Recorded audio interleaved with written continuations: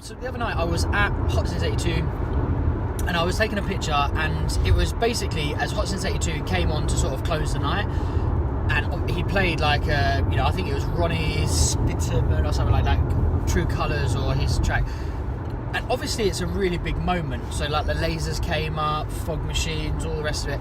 But then the other thing is like everybody's phones came out, and there's a lot of talk at the moment about like our phones ruining the rave scene, and there are a couple of clubs out there. So there's one in New York and there's another one out in Berlin in Germany, where they basically stop you using your camera phone. So they've got stickers over the camera of your phone, and even Egg in London basically has like a no phones policy. Not many people listen to it because it's very hard to enforce, but they have like a no phone recording policy to try and avoid that. And a lot of people say that it's ruining raves, like it's literally destroying the rave. And Annie Mac done an interview with DJ Mag recently, and she's saying that it's ruining the rave, it was killing her vibe and all the rest of it. This was back in 2017. As a photographer, like, I turn up to take pictures at events. Like, that's the purpose, basically, to be able to capture these moments so people can look back at them. And I think over time, you used to have things like lick lists. So lick lists, these photographers would go out, and it was mainly about capturing the punters. So they would go out, they would take pictures of all the punters, and then they would upload them on a Monday, on a Tuesday. People would go find them on Till Late or licklist.com, tag themselves on Facebook.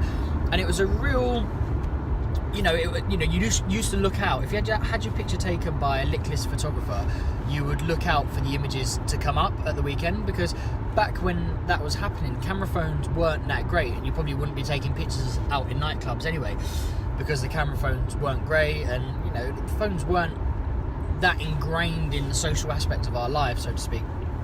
And you'd wait for these lick list pictures to come out, and you'd watch them. And I think over time, the photographer's job at clubs has changed, or sort of the way they report has changed. It used to be about the punters, and now it's very much about the artists and the atmosphere and trying to capture that. So you get less and less pictures of the actual ravers and the punters. So then there isn't that audience waiting for their images to be uploaded, because the reality is everybody's taking a load on their phone, and they know that the photographers taking pictures at these events aren't really going about capturing the punters.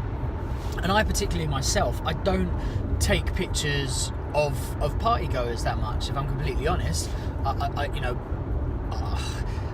It sounds really bad. Like, I will capture a few of them, but I won't go out of my way to make sure I snap every person in that room, because they're out enjoying the night. I don't want pictures of people that are out of their face, and it's not great unless someone's got a really quirky look about them, and that adds to the effect of the night. Of course, take pictures of them, but otherwise you just get groups of girls pouting. You take one picture of them, then they're like, oh, let me see it. Then they're like, can we get another picture? Before you know it, you're like 5 pictures, 6 pictures deep, and doing a photo shoot for a group of girls. And I just think that's no good. Even with boys, young boy, you'll take a picture of a group of boys, and they'll be, oh, can we see it? No, will you take another one? And I just, like, that whole subculture, I've got no time for, like, in any capacity. I really dislike it, and I'm not going to be running a personal photo shoot for a group of friends out in a rave. Like, it's just not what I'm there for. So I try to avoid it at all costs. 9 times out of 10, if someone asks me for a picture, I'll just push the flash will go off, and I'll do it. Like, I'm not there for taking pictures of individuals or groups of it. Like, I'm there to capture the event in its holistic, some of it's granular detail, but trying to capture the whole thing, and the beauty of it. So sort of the photographer's job has changed, and I think because that's changed, people are more inclined to use their phone. And also culture, like youth culture, has changed. Like, people use their phones at every opportunity. If something happens out in the streets, people will pull their phones out.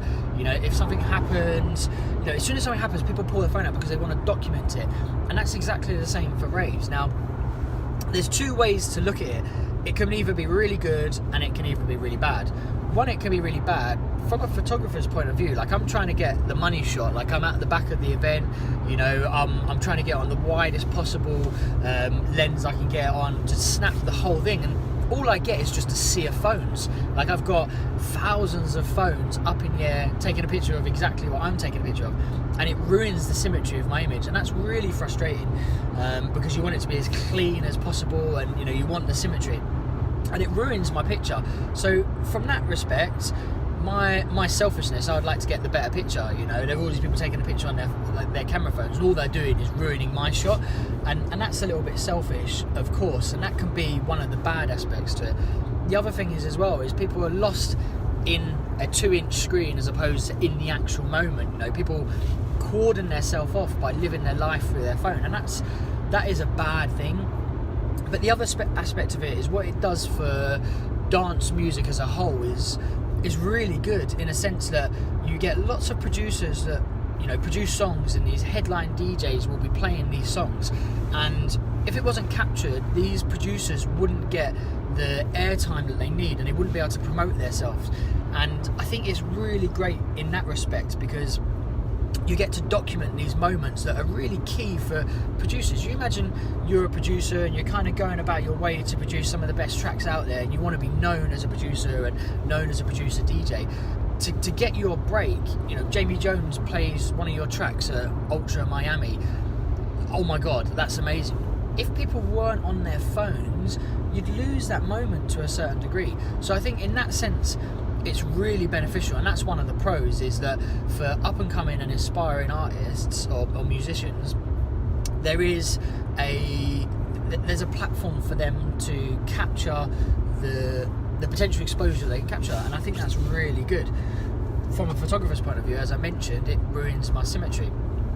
Now, looking at it on the flip side, I obviously still go to parties, I still go dancing, and you know, as a dancer, as a raver, I will still do a recording. Like, I will still put my phone up and I'll still do a recording. I won't do it as much as everybody else, because I'm so exposed to going out clubbing. Like, I always go out and I'm always in the club scene, so less and less has an impact on me, and it makes me, you know, oh, I need to record this moment, I need to catalogue this moment.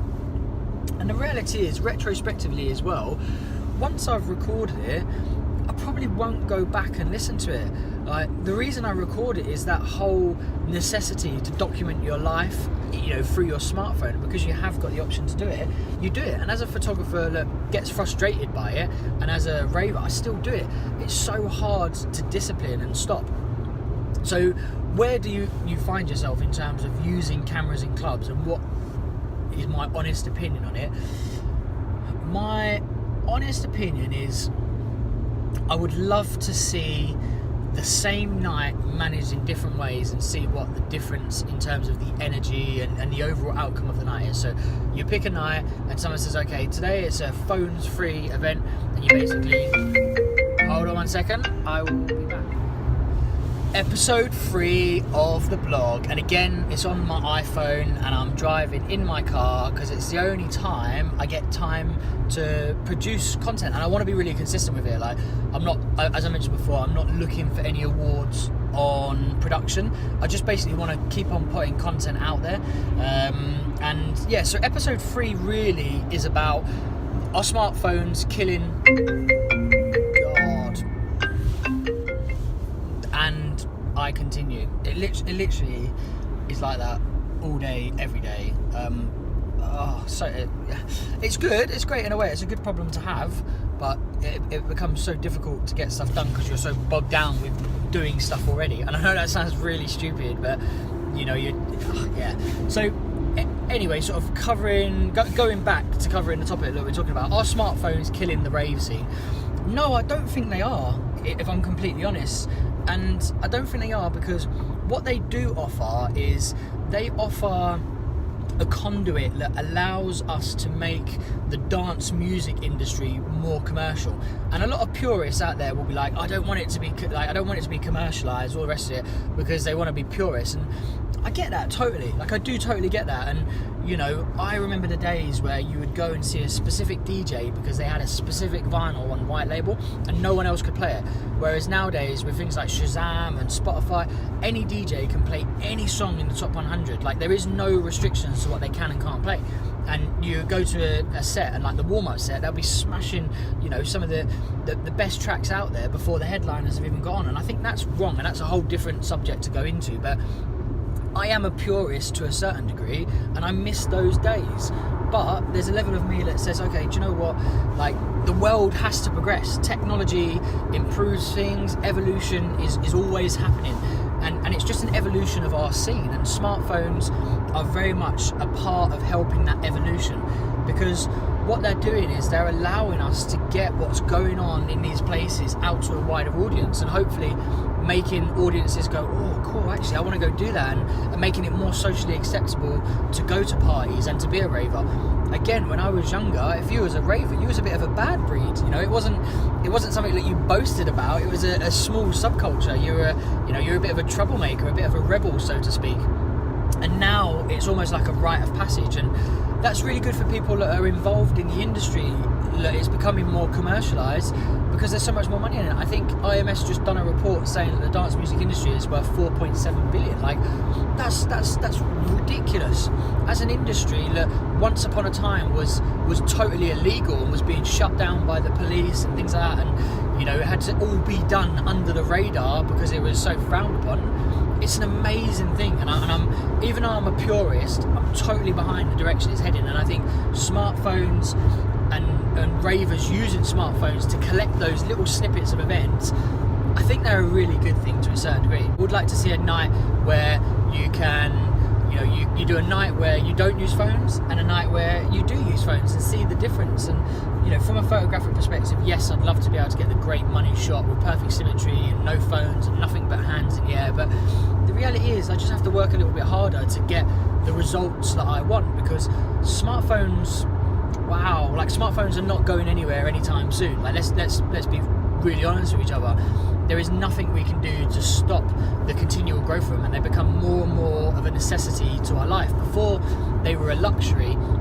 Now you have your banking information, your cards, all your utilities, everything is in your phone. Your phone is becoming a necessity in terms of managing your day-to-day life.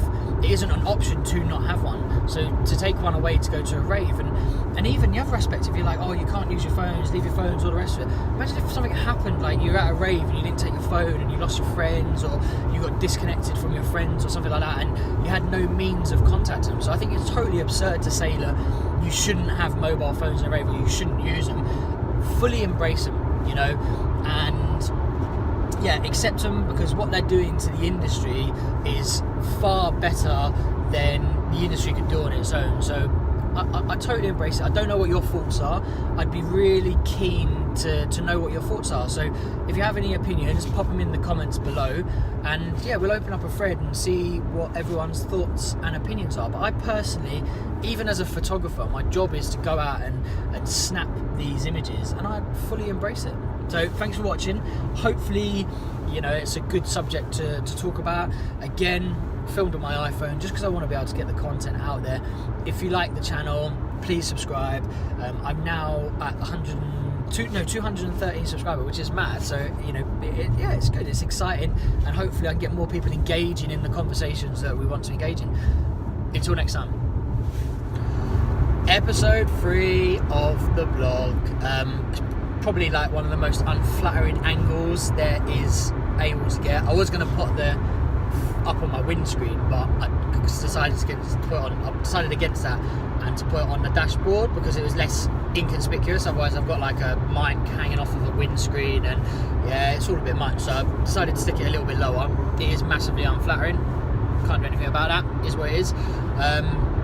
But yeah, so episode 3.